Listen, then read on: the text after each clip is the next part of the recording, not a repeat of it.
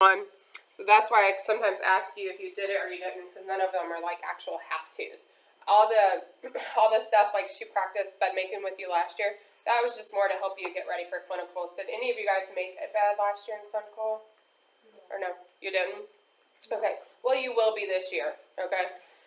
For sure. When you give a patient a shower or a bath and so forth, while they're doing that or before you put them back in bed or something like that, then you should make sure that they have a clean bed every time. Or if they're up eating breakfast, then that's a good opportunity to make their bed. An unoccupied bed is much easier to make than an occupied bed. Does that make sense? So unoccupied meaning no one is in it. So let's go ahead and get started. So to keep beds neat and clean is going to be the goal here. Okay? You should always change the linens if they are wet, soiled, or even damp. No one, you guys yourself, don't want to be laying down on bed linens that are dirty or wet or even damp. You should also keep the linens straight as possible underneath the patient. Any wrinkles and stuff like that can really cause skin breakdown and even pressure injuries as well. So straighten up those blankets. You're going to think that I'm just like OCD when I'm up with you at clinical, but no, it's my job to make sure that one of the things you're doing is to straighten up the blankets. Make sure the room is nice and tidy as well. Straighten up again or loosen or wrinkle linens even at bedtime as well. Check and remove any food or crumbs after meals, and if there's too much, you should just change the whole linens. Check the linens though before you put them in the dirty linen cart. You should check them for dentures, glasses, hearing aids, sharp objects, or any other items. And then, of course, when you're putting linens away, dirty or clean, you should be following standard precautions in the bloodborne pathogen standard as well. So gloves when it's appropriate, hand washing before and after, and so forth. Okay. So beds are going to be made in the following ways. There is a closed bed, and that is when it's not in use. This is going to be for a new patient or a new resident. The bed is going to be made for the resident also who's up during the day. So a closed bed is for a new patient or for residents that is up the entire day and they don't get back in their bed. An open bed is going to be defined as one where it's made, but the top linens are fan folded back so the person can get into bed at any time. So a closed bed, kind of think about those sheets and so forth being tucked up and over and completely not folded back any. An open bed means that the bed is made, but just the top of the sheets are folded back. Okay? So the person feels comfortable getting back into bed. An occupied bed is going to be one with a patient in it. A surgical bed is made when we transfer a person from a stretcher or any patients that arrive by ambulance. The top linens are not going to be folded back for a closed bed, of course. And a closed bed becomes an open bed by fan folding back the top of the linens. When handling linens, and making beds, practice medical asepsis. Your uniform is considered dirty at all times. So when we're carrying clean linens, unless we absolutely have to, we should not be carrying the linens against our uniform. Hold them out from you. You can hold them, okay? You're not trying to keep them sterile, just clean. But your uniform, think about how many different patient areas you go in, and so forth, is not going to be considered clean. So always hold the linens away from your body and uniform. You should also never shake the linens out like that and so forth, because you can get crumbs off and so forth, but if you're needing to absolutely shake them or feel the need for that, then they should probably just be put in the dirty linens anyways, because you're going to be spreading all those microbes, crumbs, dirt, and so forth if you shake them. You should also place clean linens on a clean surface. So sometimes you'll see people go in, they have this pile of sheets, blankets, pillowcases, and so forth, and they go put them on the floor. And I don't know why that would ever be okay, because the floor is dirty. So please never place clean linens on the floor. And make sure also, one of the big goals I have for you guys is to remember what you need to make a bed, okay? So what you need to make a bed is going to be at least 1 to 2 pillowcases. If you know that the patient, if you look before you leave the room, and you say, oh, this patient has 3 pillows, then you know that you need 3 pillowcases. You need a top sheet, a bottom sheet, and then you may possibly need that thick warm blanket on the top if needed, okay?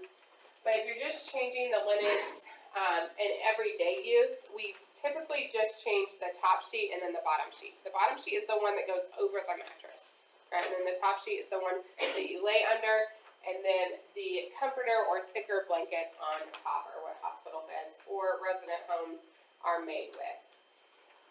You should collect the linens in the order you will use them, place them on a clean surface once you get them, and then once you start removing the used linens, remove them at one piece at a time. I'm not the best at that because I want to roll them all together, okay? But you really should roll each piece away from you, not towards you, trying to prevent your clothing from getting dirty as well. Always, again, change any wet, damp, or soiled linens right away. So here's going to be some more explanation of that friction chewing device that we talked about and used last week as well. We said we call it chucks, we can call it a pad, and so forth. So the example here, there's 3 pictures here on the screen up here, and so these are waterproof pads. The back of them is typically like blue or pink. Let me grab this one real quick. So this is going to be that waterproof pad. This is very important for us for moving patients, for possibly preventing extra bed changes, because if we can just change this waterproof pad, it didn't soak through the sheets, then that's very, very helpful, okay? But if this gets wet at all or anything like that, then this needs to be changed as well. So a draw sheet or this waterproof pad is going to be placed over the middle of the bottom sheet. This keeps the bottom linens clean, and it keeps it from dampness and soiling as well. Many agencies are going to also use incontinence products, so like adult briefs, and then may possibly just use waterproof pads for disposable bed protectors as well. So there was this thing a few years ago that all of a sudden we couldn't put any patients in an adult brief. So all those patients that were incontinent or couldn't use the bathroom on their own, okay, they went to the bathroom freely and on their own, in their bed, all of a sudden they took away adult briefs from us. I don't know why. So we were strictly using, the patients were just having to pee on these waterproof pads on their bed.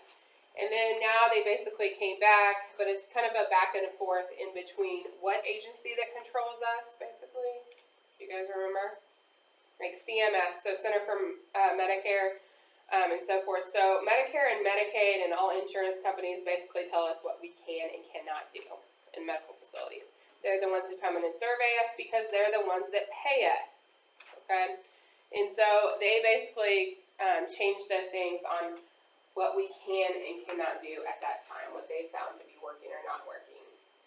All right, so there's also some people, instead of the waterproof pad, sometimes use a cotton draw sheet. A cotton draw sheet is basically a top sheet, just completely still folded, and these can be used without waterproof draw sheets, okay? They're often just going to be used to move and transfer patients, not necessarily for liquids or anything like that, because the liquids would still go through them.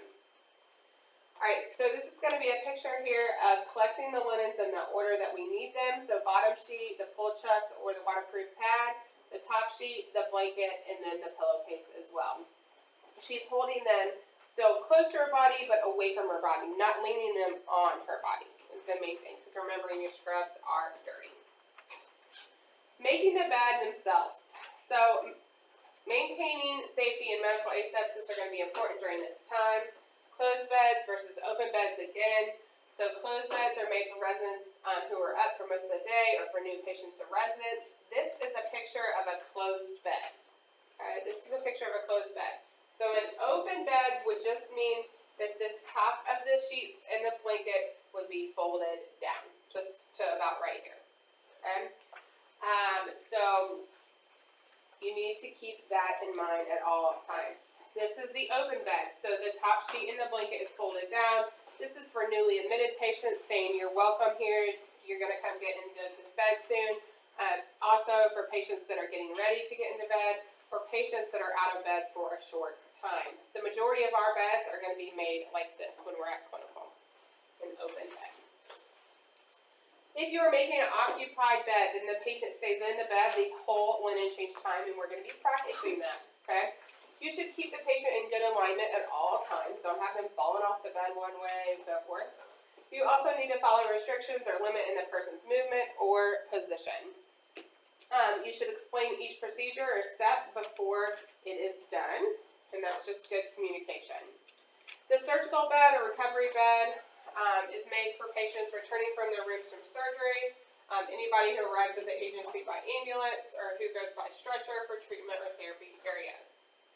Another example of this might be a patient using a portable tub if they bring it in the room. I do want to tell you that most of our facilities, actually the only one I don't know about that doesn't have a tub is actually Mercy. Pike County Memorial has a tub that they use. And all of the nursing homes or long-term care locations that we go to use tubs in their facilities. They might be in the shower room or something like that, but they do have a few amount of patients that do use tubs instead of showers. Okay? So by making a bed, of course, some of the things that we are going to be learning about, has anybody ever been taught before these hospital corners? Okay, how to tuck a bed sheet in and the end. We're going to be going through that. Also, if you're needing to learn like a picture B up here, how to fan fold a sheet. This is very important as we're making an occupied bed. Okay, one that is occupied. And then, so the main goal here is that you start off, you go ahead and tuck the end all the way in. You pull up basically a triangle and let another triangle fall down. And then go ahead and tuck that in. This piece in is the next step. Then moving over here and tucking this whole piece in, and you end up with a tight corner like this. I have some videos. We will practice this and so forth. This is called hospital corners. How to change a pillowcase. So if you're looking up here at the pictures, then the pictures follow in order, A, B, C, and D. So emptying and taking out the dirty pillowcase, of course, is going to be picture A there. And B. C is removing it, is putting the pillowcase back in. So you grab the clean part, take the pillowcase, put it on, and then slide it on too. Here is going to be a video, if it works, and it looks like it was on making an occupied bed. Nurse aid skill You number should 13, pay attention to this. making the occupied bed. Step 1. Properly cleanse hands before procedure as appropriate. Number 2. Explain the procedure to the resident and encourage them to participate as appropriate. 3. Assemble the appropriate equipment before the procedure and place it in the appropriate place. Number 4. Provide for the resident's privacy as appropriate. 5. Ensure the resident's safety. Step 6. Begin with the bed in the flat position, if tolerated by the resident, and elevate to the appropriate height if possible. 7. Raise side rails and assist the resident to roll on one side facing the side rail. Number 8.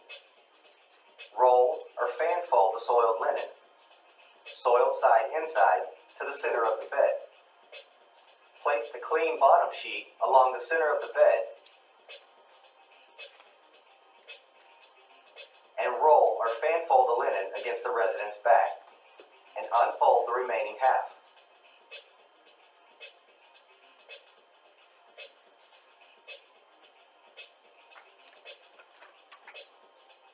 Number 10.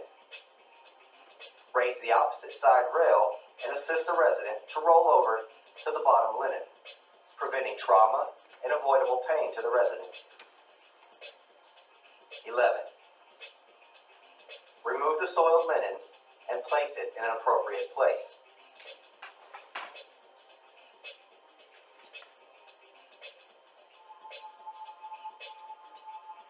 12. Avoid shaking and touching the linen to your uniform as much as possible. Number 13.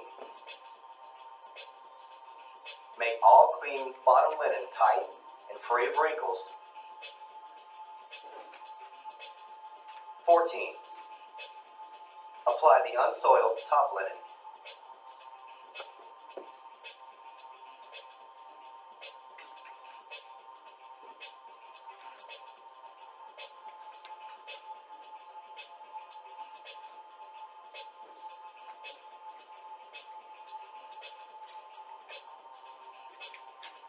15.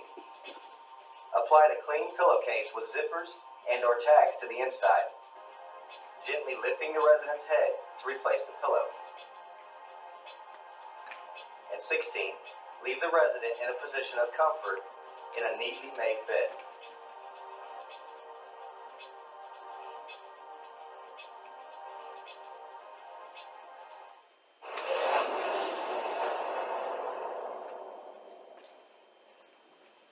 Serious. Alright, so that was an occupied bed and now is an unoccupied Nurse aid bed. skill number 12. Making the unoccupied bed. Step 1. Properly wash your hands before the procedure as appropriate. 2. Assemble the appropriate equipment and place it in the appropriate place.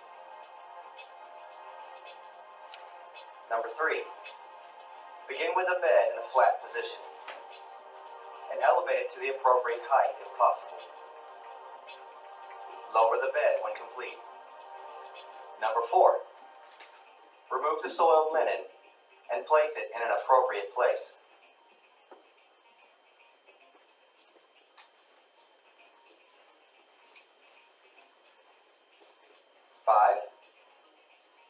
Avoid shaking and touching the linen to the uniform as much as possible.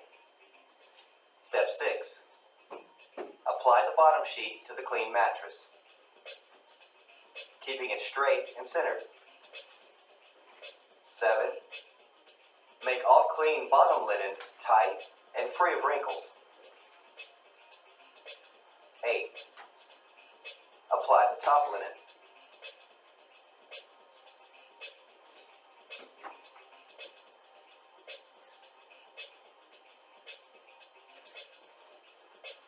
Number 9. Apply a clean pillowcase to the pillow, keeping zippers and/or tags on the pillow to the inside of the pillowcase. And step 10. Leave the bed completely and neatly made according to facility policy.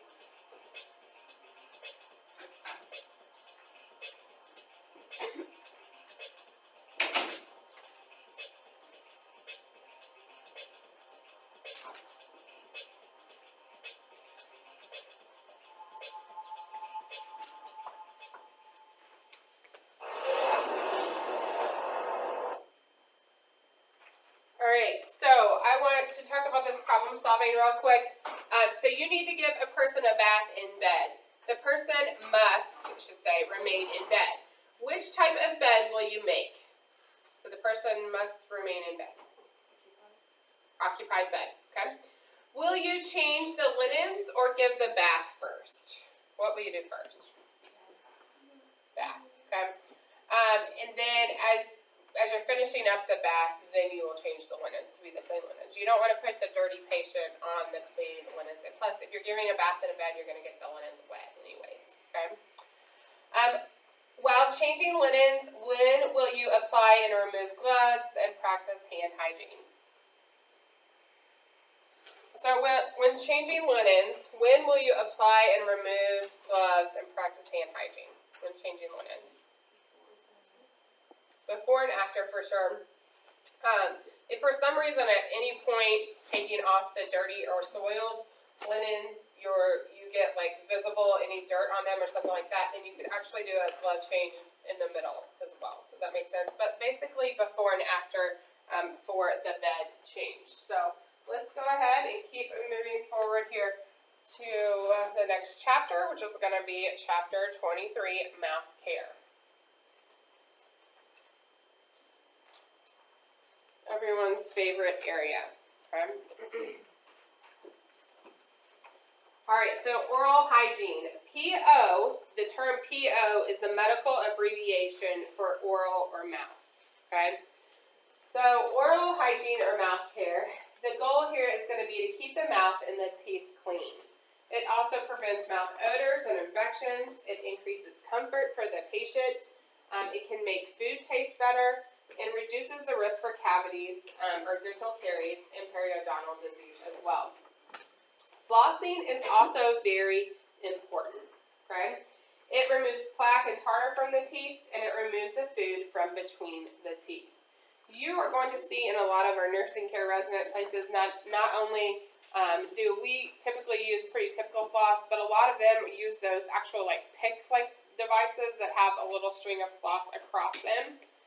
You're going to see some of the patients using those. They probably purchase those on their own and have them at their bedside and so forth just to get things out of their teeth, if that makes sense. Okay? So periodontal disease itself is going to be a gum disease. Peri means around the tooth, and so what is around the tooth is going to be your gums. So periodontal disease is going to be gum disease. This is an inflammation of the tissues around the teeth, and plaque and tartar buildup are also come from poor oral hygiene. Plaque itself is going to be a thin film that sticks to the teeth, and when the plaque hardens, that's when you actually have trouble, okay? Because then that creates tartar. So plaque can be there, and that's what we go to normal every 6 months dental cleanings for. That's also just what we brush our teeth for. So eventually, if people don't brush their teeth, then that plaque hardens, and then it becomes tartar, and tartar is a bigger issue. Tartar buildup then can also cause periodontal disease. And the nurse, the speech language pathologist, and the dietitian should all assess or look into the patient's need for oral care or mouth care as a team. So they're showing you the structure of the tooth here, the gums, and so forth. So the top of the tooth there is considered the white part that we can see. Is going to be the crown of the tooth. Within the crown here is going to be the enamel or the outer covering that we see. Then the next layer is going to be the dentin. The neck of the tooth there, this is where that the gum line is. And that's where that periodontal disease can happen. And then lastly up here, the root of the tooth where it goes in. So those of you that have had a root canal or something deeper like that, then they're actually going all the way down into that root structure. The surface right here, this white spongy surface is going to be the bone there that the root sets down into. Oral hygiene is very, very important, okay? Many people want to perform oral hygiene by themselves, or you should encourage them to do that as well. You might have to help get the supplies for them and equipment, or you might need to give them a new toothbrush, new mouthwash, something like that as well, okay? You should, though, have to probably perform oral hygiene for patients who are very, very weak, who cannot move or use their arms, or who are too confused to brush their teeth.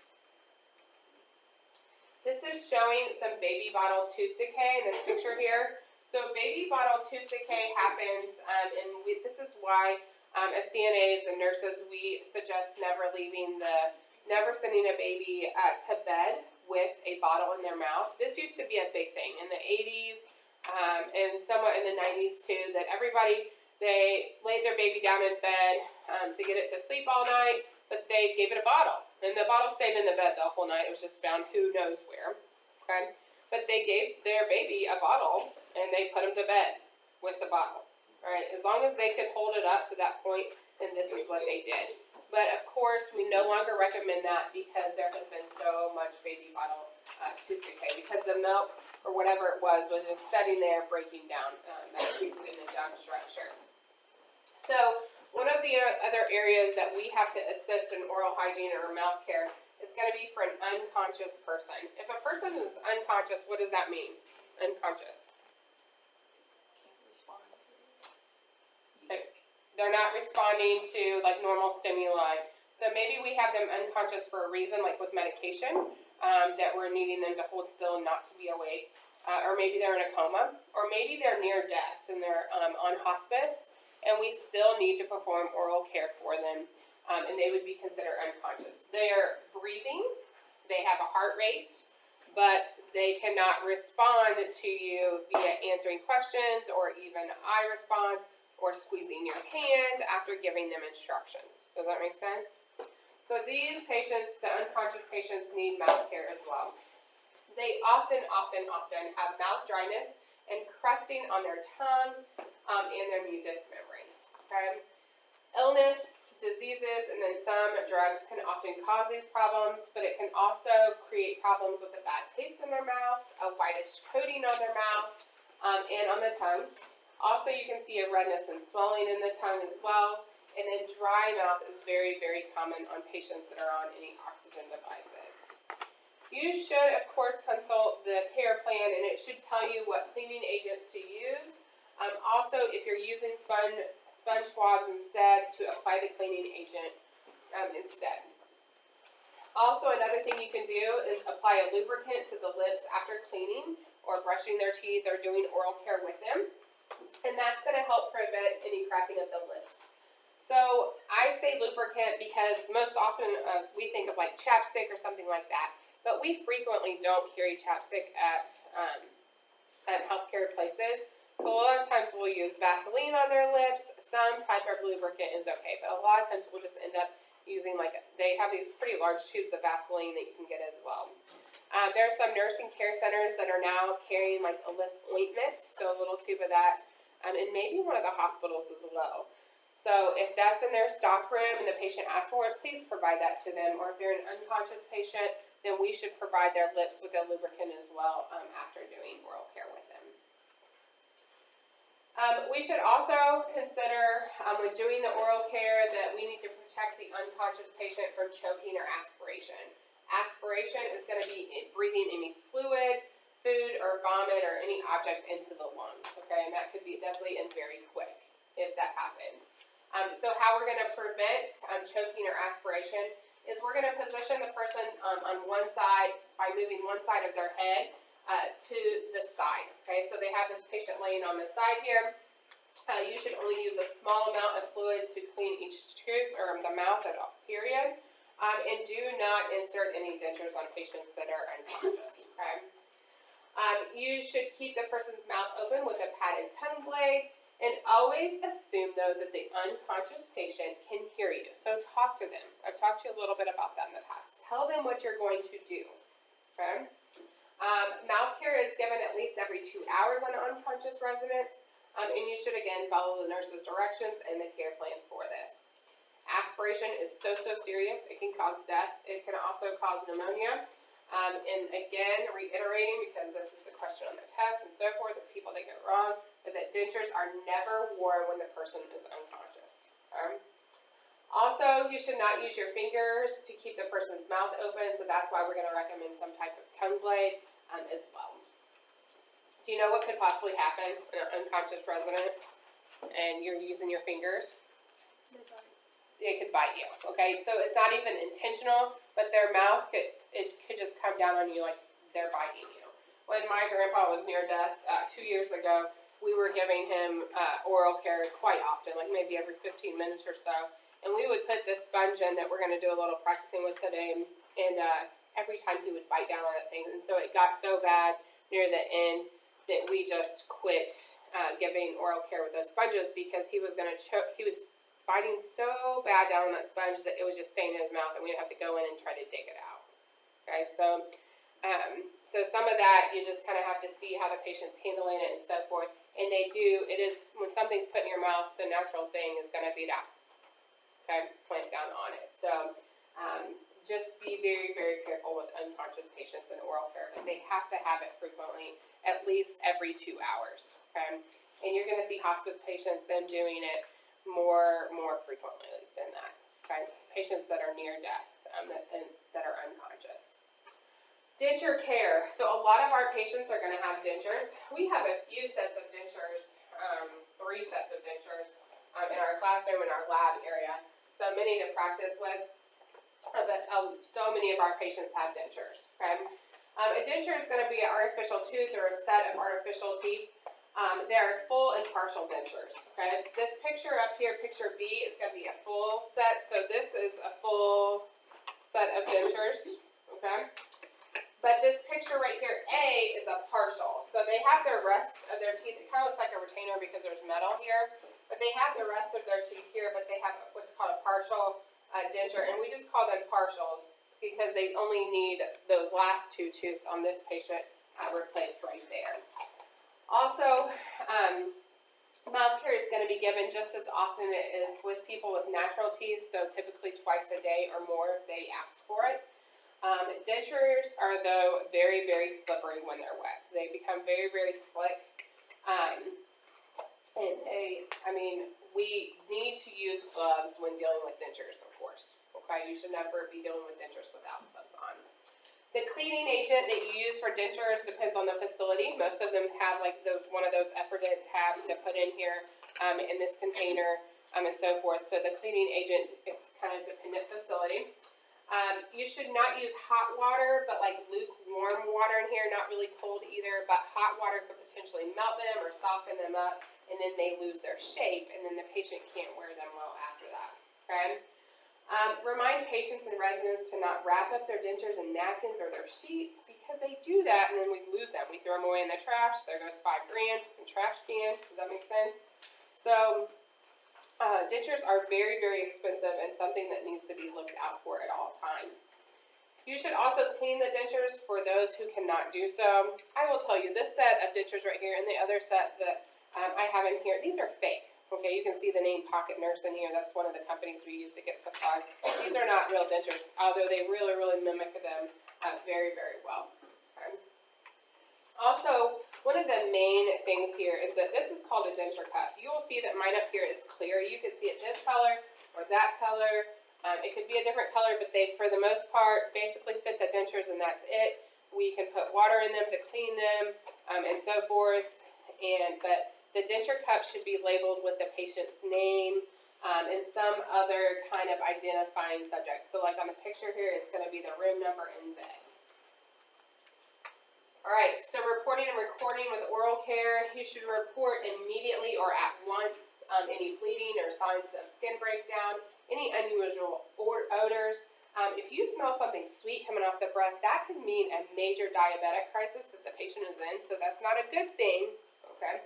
Also, if they have some unusual foul odor and say you've already brushed their teeth or taken care of mouth care and it's still there, you should report that as well. It could mean that they have some other type of infection going on or so forth, okay?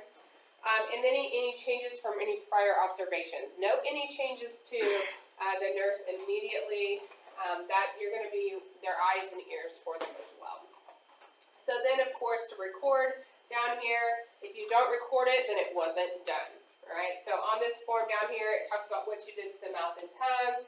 Were they gums, were they bleeding, swelling, or redness, were the lips dry and cracked.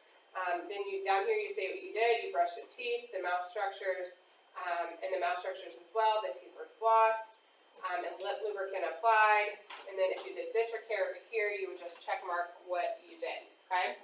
So this picture is doing denture care here. I told you we are not going to do hot water, lukewarm water only, okay? So when it talks about a towel in this, we typically do a paper towel in the sink, okay? If we need more and we don't have any paper towels handy, sure, use a washcloth or something like that, but otherwise use a paper towel. So this is showing you kind of in the sink there. I would just more like for you to use water, the water in the cup and not put the dentures down in the sink because I tend to think sinks are pretty gross. So then you're brushing the dentures just like you would your mouth on all surfaces and so forth, and then of course rinsing them as well. Alright, so let's see here. Let's do the problem solving real quick. So 2 residents share a bathroom. You're gathering supplies for oral care. 2 toothbrushes and 2 toothpaste are in the bathroom. So this is a dual room, which is very, very common. The items are not labeled. What will you do? So there's 2 toothbrushes and toothpaste in the bathroom. They're not labeled. What are you going to do? If they're not labeled. I would. That's exactly what I would do. Some people might just say, oh, throw it away. No, you should ask the residents. If they both have a clear understanding which toothbrush and toothpaste are theirs, then the next thing you should do is label them.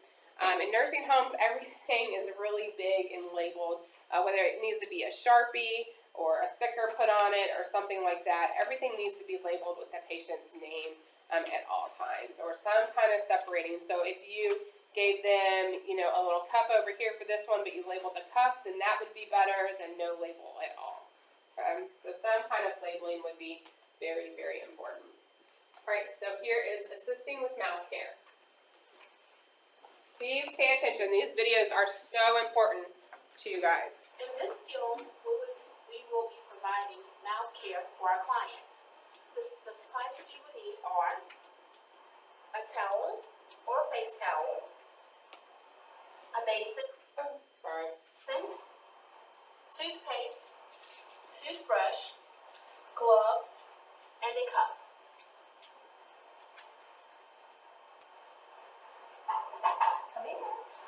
Miss West, how are you? I'm fine. How about you? I'm doing very, very good. Are you ready to brush your teeth and get mouth care done today? Yes, I think you might have to help me with it because this phone's not working now. Well, that will be just fine, okay? Okay, thank Okay. The first thing I'm gonna do is I'm gonna let the head of your bed up to ensure that you don't swallow anything, and we make sure we get all the surfaces clean, okay? Okay. All right. I'm gonna let your bed up about 70 degrees, okay? Alrighty. So pretty high, up to 70 degrees. You're setting pretty high. If the patient's going to stay in bed and not be in a chair or dangling. This video can kind of make you sick. I'm gonna get some water, some warm water to rinse. Yeah.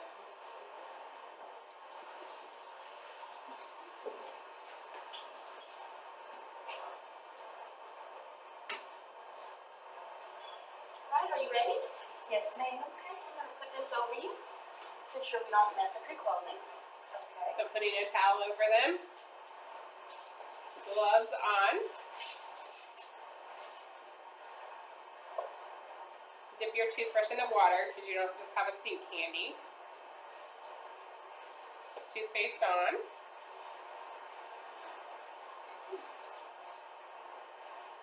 Are you ready? Yes, ma'am. Okay. Open your eye for me. I'm gonna brush all surfaces of the teeth.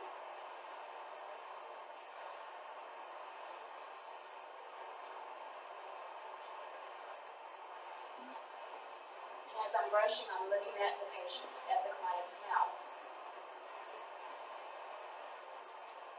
Listen, you will have to do this potentially on a real person for your CNA state boards. Okay, I have a real proctor or a real actor that you have to do it Client's on. tongue also, making sure I get any food or food particles off of her teeth. And also I'm gonna scrub the surface of her tongue, making sure it's clean. So last year nobody got picked for it, but it could happen at any time. It was one of the CNA state skills. Rinse, rinse. So brush all surfaces of the teeth and the tongue, and now they give them the rinse basin there. Okay, just spit that out into this container for me. Very good.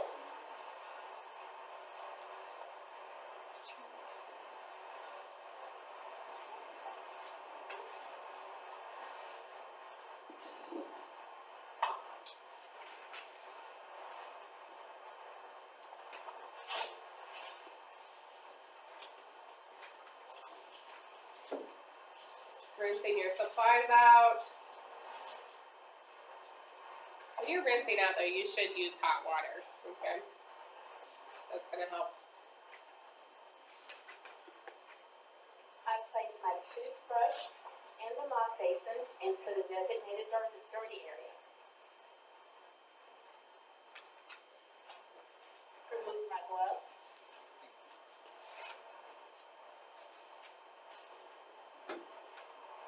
I have washed my hands. Okay, Ms. West, very good job today. Your teeth look absolutely great. Is there anything else I can get you? I'm going to give you a call, right? Call me if you need something, okay? Would you like me to let your head down, son? Okay, very good. Call me if you need me, okay? This concludes the skill of providing mouth care for your teeth look absolutely great.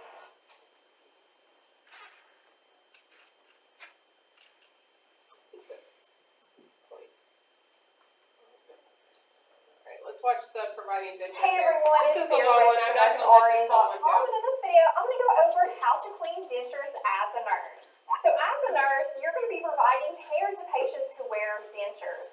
And your role will include helping the patient take those dentures out, cleaning the dentures, and providing mouth care. Because a lot of times, patients are really sick and they can't get out of bed and do this like they normally would at home. So you'll help them at night with doing that because they don't sleep with the dentures at night, and you'll help them in between the meals after they eat. And some things you want to keep in mind whenever you are taking care of dentures is that you don't damage them because they're very expensive, and they don't become lost, because you have a lot of people going in and out of the patient's room, the patient's sick, they're not really keeping track of where their dentures are, so as a nurse, you'll want to keep them secured. So first, what you want to do is you want to gather your supplies, which will include a denture cup, which you'll want to put a patient label on the denture cup, on the lid, or write the patient's name, the room number, so they don't get confused with any other person's dentures. Also, a soft bristle toothbrush with cleaning paste for the dentures. It's really recommended that you use a denture cleaning paste instead of toothpaste, because that can be abrasive to the dentures. A kidney basin, towels, paper towels, and gloves. And also be sure that you ask the patient if they brought any of their denture cleaning supplies, because some patients may prefer that you use their supplies. Then you'll want to perform hand hygiene and don gloves, and then assist the patient with removing their dentures. So our patients remove their dentures, and we put them in the denture cup with the lid on it, and we doff their gloves and perform hand hygiene. And now we're at the sink area. So first, what I like to do is I like to prep my sink area, because I don't want any of my supplies to become contaminated. So since we're going to be turning the faucet on and off a lot, we're going to put some extra paper towels there so we can just not contaminate our gloves, and we can use the towel to turn it on and off. Then we're going to lay down a towel in this area to help protect our supplies. So let me be doing that. Just lay it down nice and neat. And what we're going to put on it is our toothbrush with our bristles up, our cleaning paste, some extra paper towels to dry the basin out with, our basin, of course our dentures and our denture cup, and our gloves. Then we're going to prep the inside of the sink. This is really one of the most important steps you want to take when you are cleaning dentures. And what we're going to do is we're going to create this like cushion in the bottom of the sink, because just in case if you drop the dentures, and let me tell you, from cleaning lots of dentures, they become slippery and they can easily fall out of your hand. So what we're going to do is we're going to just lay these towels down in the sink. This is where I said it's okay to use paper towels for our skill check off. It's fine to use paper towels. Pull the stopper, and then just fill it up halfway with water. And again, this just provides a nice cushion just in case those dentures were to fall into the sink. Okay, and it's about halfway, so we're going to go ahead and turn the water off. Now we're going to prep our toothbrush. And again, you want to use like a soft bristle toothbrush, or check with your patient or your supplies and see if you have a denture cleaning brush, which is specifically made for cleaning dentures. And we're going to use some cleaning paste. And I know a lot of hospitals, you may only have access to regular toothpaste. You can use that, but just keep in mind that regular toothpaste can be abrasive to the dentures if they have whiteners in them. But we're going to use a cleaning paste, and we're going to put it on our toothbrush, just like how you normally would your own toothbrush at home. And put the cap back on the toothpaste. Set our brush down for a second while we get everything else prepped. Now we're ready to clean the dentures. So what we're going to do is I'm just going to rearrange the supplies just here a little bit. Put that up here in our basin here.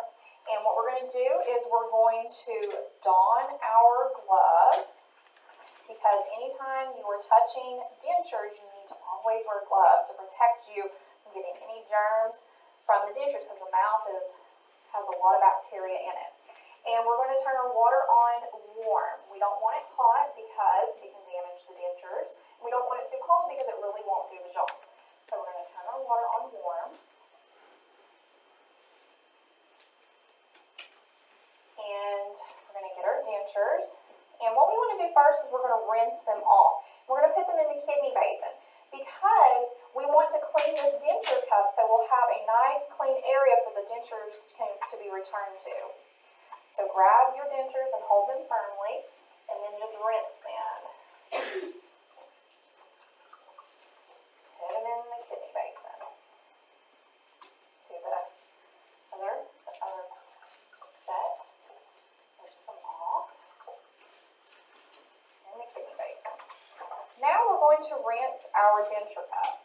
And notice how dirty it gets. You want to make sure you get all that out of there because we're going to fill it a little bit up with water, just enough water to cover the dentures. And why do we want to do that?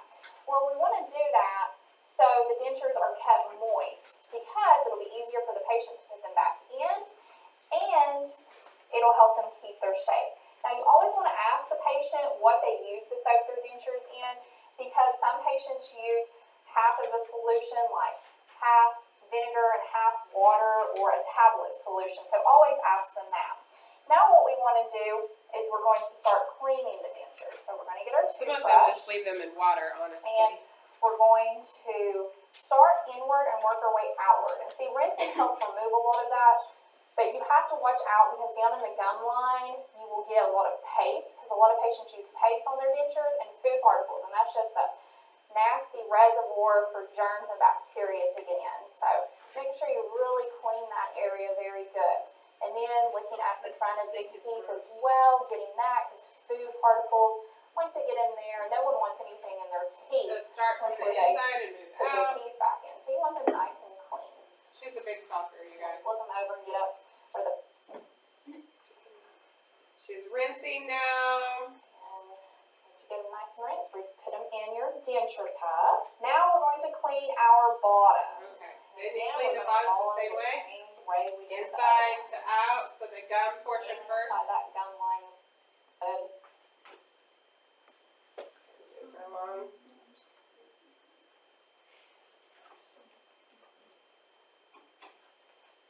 Maybe. Alright, I'll just end it there. We have to do the skill together anyways. Check off for it, and I have the state guidelines for that. So actually what I'm going to do is I'm going to send you guys to break real quick. So you can go ahead, please come back at 10 o'clock. Please do not enter the lab right now as I have somebody taking a test in there. So go to break right now and then come back at 10 o'clock.